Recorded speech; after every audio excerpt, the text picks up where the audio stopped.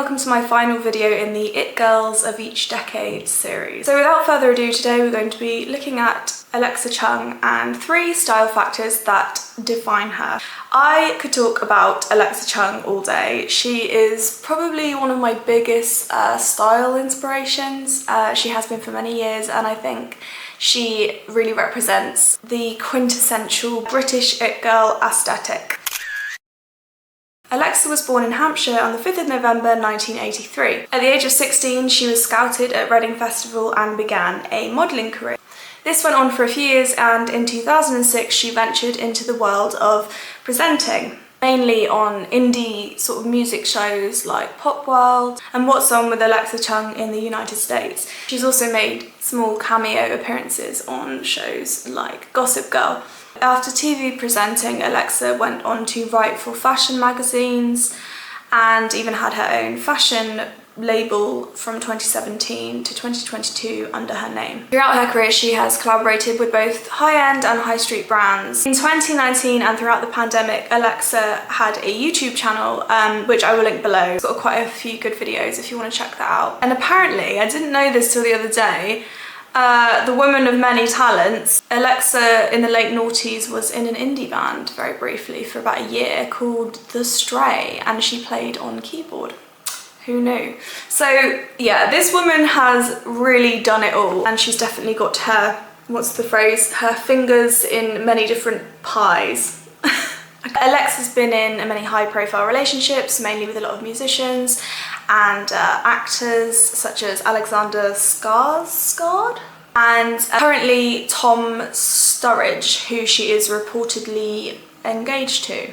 But perhaps most famously, between the years of 2007 to 2011, Alexa Chung dated Alex Turner from the Arctic Monkeys. And I suppose they were one of the most iconic indie couples of the noughties. Alexa has stated that she's got endometriosis, and she is very vocal and passionate about raising awareness of the disorder. Like I said, I could probably talk about this for a week straight. I'm going to try to keep it as brief as possible for today.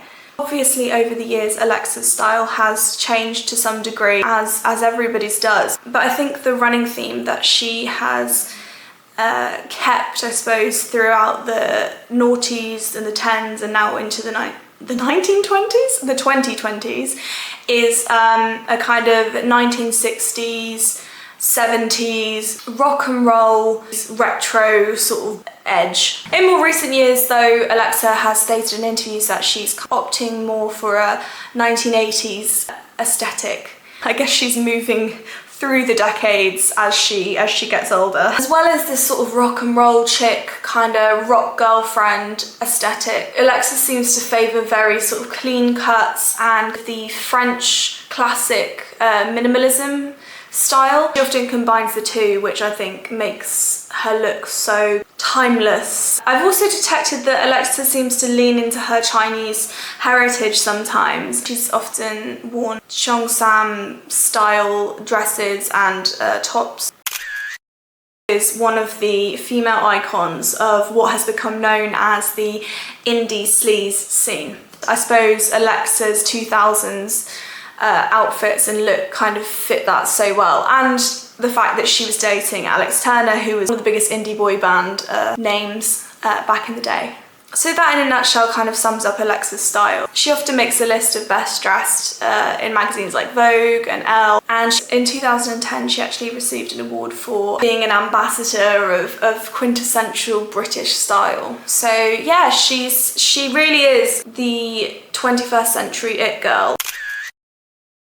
Number 1, a good fitting, well-made pair of blue jeans. Now I know this sounds really simple, but if we take a look at especially her street style, the foundation to pretty much all of her outfits is just that. Alexa seems to opt mainly for straight jeans. I know they're expensive, but I think if you tend to stay the same weight, it's a really good idea to invest in a really well-fitting pair of Levi jeans that will last you for years. I think it really is worth it because, like I said, it provides the sort of baseline for pretty much every outfit if you're aiming to take on Alexa Chung's style. Number 2 is Mary Jane shoes. Alexa is the queen of Mary Janes. Now, Mary Jane shoes tend to refer to shoes with a single or a few straps across the top, a very small heel or a flat dolly shoe base. Mary Janes were popular in the 1960s, and obviously everyone wore them with miniskirts, but Alexa has chosen to pair them with jeans in many of her outfits, and for some reason it just works. They're so versatile, you can pair them with basically any outfit. So many options with colours and styles and textures. Even if it's the winter time, you don't want the tops of your feet exposed, you can pair them with black socks. Alexa's seen doing that quite a lot. And again, somehow it just looks really cool. I'd say definitely have a pair or several pairs of Mary Janes and dolly shoe kind of flats in your wardrobe. I would suggest getting a bright coloured pair. It's just a very quick and easy way to like spice up an outfit. And number 3 is of course the humble band t-shirt. Alexa over the years has sported many a band t-shirt, being an indie music fan, having had many an indie musician boyfriend, and being involved in that scene. Let's face it, plain t-shirts, although very comfortable, can be incredibly boring, and I feel like featuring a slogan or like a band name or logo can just add that kind of edge to your outfit and add a bit of like rock and roll, indie sleaze, like it just sort of takes it to the next level. The 3 style factors we've just discussed, you could literally pair them all together and easily you've got an Alexa Chung coded outfit. I have a Pinterest board that you can check out, which is chock-a-block full of outfit inspiration and makeup inspiration from Alexa Chung that I have saved up over the years, so please take a look at that if you are interested. As I said with Alexa, she's got her finger I've got to check this saying. It sounds really weird now I'm saying it. Fingers in many pies is an idiom that means someone is involved in many different activities or projects. Okay, yeah, so Alexa's fingers are in many pies. So have your fingers in many different pies, and it's okay to overlap things. Some things can just stay as hobbies, but I also think what we can learn from Alexa is that we should be brave enough to, you know, if you're really good at something and you really enjoy a certain hobby, you know, why not like pursue it into sort of a monetized version? Why not make money off it if you're good at it?